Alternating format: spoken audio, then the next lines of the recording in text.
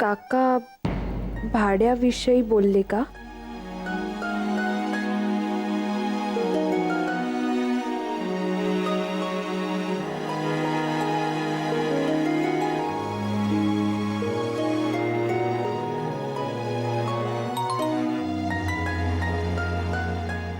मी पैसे काढले, आज भाडं देऊ.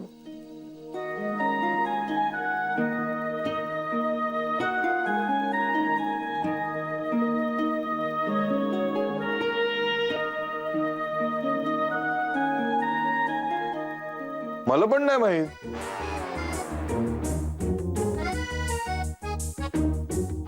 काय? मला पण नाही माहित. रजनी नाही आली. हा हो, लेट झाला असणार. पण तरी इतका लेट? तेच तर. आणि आज तिची कुठली मीटिंग सुद्धा लाईनअप नाहीये. नोकरी सोडून पळून गेली असणार. म्हणजे आदितीने काल बोलती बंद केली ना तिची. नाही पण आदिती, बरं झालं तू तिला सुनावलंस ते. तुमचं नेटवर्क सॉलिड आहे.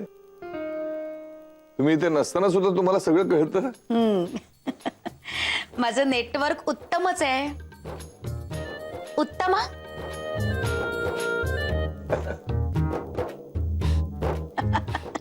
नाही काय झालं, सगळ्यांची चौकशी करायला फोन केला होता मी, तेव्हा तिने सांगितलं सगळं. तरी या रजनीला मी सांगतेय, बाई ग थांब थांब. पण शेवटी तिला कोणीतरी थांबवावंच लागलं. चहा. काय रे तांगडे, पाण्याची बाटली नाही ठेवलीस तू? सॉरी, विसरलो. आणतो. राहू दे आता. जसं तुम्हाला पाणी आणतो. आता आणलीये मी. सगळंच बिनसले आज. सॉरी, मी काल जरा जास्तच बोलले तिला. माझ्यामुळे ती हा जॉब सोडून जाणार नाही ना? छे ग वेडाबाई, असं काहीही होणार नाही. मला खूप गिल्टी फील होते. अगं तू नको ग उगाच मनाला लावून घेऊस. उत्तमा, तूच समजाव बाई आता हिला. अगं उगाच मनाला लावून घेऊ नकोस. रजनी काही नोकरी सोडणार नाही. अगं ती जराशी मुडी आहे. मी तुला सांगू का, घरातलं चिडकं बाळ येते. जरा मनाविरुद्ध काही झालं की लगेच संतापायचं. कालचा प्रकार झाला ना, त्यामुळे डिस्टर्ब झाली असेल ती. 1-2 दिवसात राग निवळला की होईल शांत, आणि मग येईल पुन्हा. मग सगळं परत नॉर्मल. ह्या बाबतीत खरंच खूप मॅच्युअर आहे ती.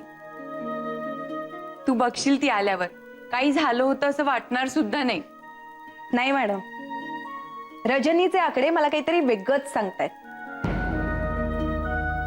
मी सगळं काही विसरले असं जरी ती दाखवत असली ना, तरी सुद्धा ती विसरणाऱ्यातली नाहीये. ती सगळ्या गोष्टी बरोबर लक्षात ठेवते, आणि वेळ आली ना की बरोबर हिशोब चुकता करते. तू काय आणि कशी आहेस ना, हे फार चांगलं ओळखलंय आदिती मी. नाही नाही, डोंट वरी. बाकीच्या लोकांनाही कळेल, हळूहळू सगळं कळेल. आणि आदिती, जेव्हा तुझं सत्य लोकांसमोर येईल ना, तेव्हा तू माझ्या जागी असशील, एकटी. नको ग, नको उगाच टेन्शन देऊस. शांत राहा तू. आदिती,